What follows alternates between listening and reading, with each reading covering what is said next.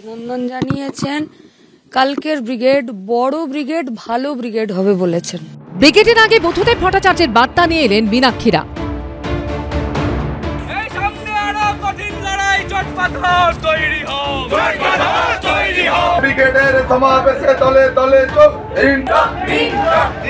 DYFI এর উল্টো brigade থেকে লোকসভায় উলটপুরানের আশায় সিপিএম। বিগত লোকসভা বিধানসভা ভোটে শূন্য ঝুলির খরা কাটাতে ডিওয়াইএফআই এর ব্রিগেডকেই চ্যালেঞ্জ হিসেবে দেখছেন আলিমুদ্দিনের কাণ্ডারীরা।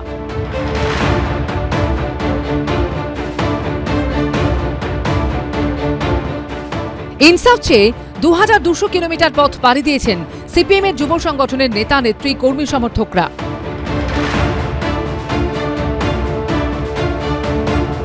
পঞ্চাশ দিনের ইনসাফ যাত্রার পর রবিবার ব্রিগেডের শক্তি প্রদর্শন করতে চলেছে ডিওয়াইএফআই। তার আগে শনিবার রাতে প্রাক্তন মুখ্যমন্ত্রী বুদ্ধদেব ভট্টাচার্যকে আমন্ত্রণ জানাতে পাম অ্যাভিনিউর ফ্ল্যাটে যান মীনাক্ষী সহ ডিওয়াইএফআই নেতৃত্ব।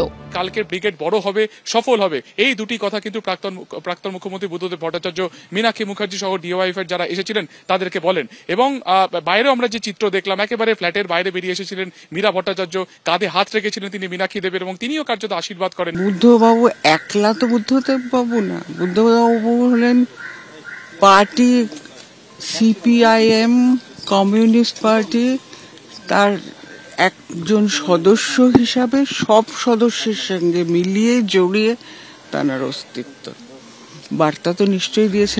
সামনে হাই ভোল্টেজ লোকসভা নির্বাচন, তার আগে 50 দিন ধরে ইনসাফ যাত্রায় উৎসাহীদের ভিড় এবং ব্রিগেড সমাবেশকে ঘিরে ঘুরে দাঁড়ানোর আশা করছে সিপিএম।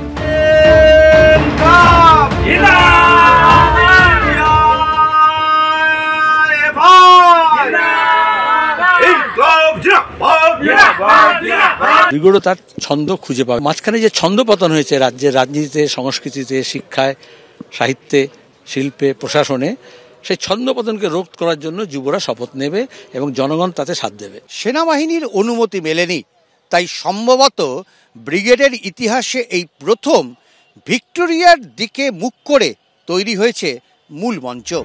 ইনসাফ ব্রিগেড ব্যানার টাঙানো মূল মঞ্চটি হবে দৈর্ঘ্যে 32 ফুট ও চওড়ায় 24 ফুট। দ্বিস্তরীয় মূল মঞ্চে থাকবে 4 ফুট বাই 4 ফুটের পোডিয়াম। এখানেই বক্তব্য রাখবেন নেতা নেত্রীরা। মূল মঞ্চের ডান দিক ও বাঁ দিকে দৈর্ঘ্যে 40 ফুট ও চওড়ায় 40 ফুটের দুটি আলাদা মঞ্চ থাকছে। এই মঞ্চ দুটিতে থাকবেন মৃত বাম কর্মীদের পরিবারের সদস্য ও পার্টি নেতৃত্ব। ব্রিগেড জুড়ে এবং আশেপাশের রাস্তায় লাগানো হচ্ছে 650 মাইক। শহরের বিভিন্ন প্রান্ত থেকে ব্রিগেডে আসবে 7টি মিছিল। Sealdah station, Howrah station, Shyambazar, Hazra, Park Circus, central metro station, Subodh Mullick Square থেকে ব্রিগেডমুখী হবে মিছিল। ইতিমধ্যে দূরের জেলাগুলি থেকে আসতে শুরু করেছেন ডিওয়াইএফআই এর কর্মী সমর্থকরা। এই মুহূর্তে আমরা কালাকার স্ট্রিটে রয়েছি, সেখানে রাজ্যের উত্তরবঙ্গ থেকে বিভিন্ন সমর্থকরা এসছে ডিওয়াইএফআই। আমরা দেখতে পাচ্ছি তারা এখানে সবাই একত্রিত হয়ে আছে। 21-এর আগে একটা সভা হয়েছিল, কিন্তু দেখলাম যে একটা এমএলএও বেরোলো না, জিরো হয়ে গেল। শুভেচ্ছা জানাচ্ছি। ইনসাফ করে বেড়া করা, আমরা তো ন্যায়ের পক্ষে, আমরা ন্যায় দেবো বাংলার মানুষকে। ব্রিগেড এর আগে 21-এও হয়েছিল, বিরাট বড় ব্রিগেড হয়েছিল, হলো কি ঘোড়ার ডিম। 2011-এর পর থেকেই রক্তক্ষরণ অব্যাহত বামেদের। 2019-এর লোকসভা ও 2021-এর বিধানসভা ভোটে শূন্য হয়ে যায় সিপিএম। তাই প্রশ্ন উঠছে, ইনসাফের দাবিকে সামনে রেখে ব্রিগেড সমাবেশ করে আগামী নির্বাচনে তার ফসল কি ঘরে তুলতে পারবে সিপিএম নেতৃত্ব? বাংলায় ফিরবে বামেদের সুদিন?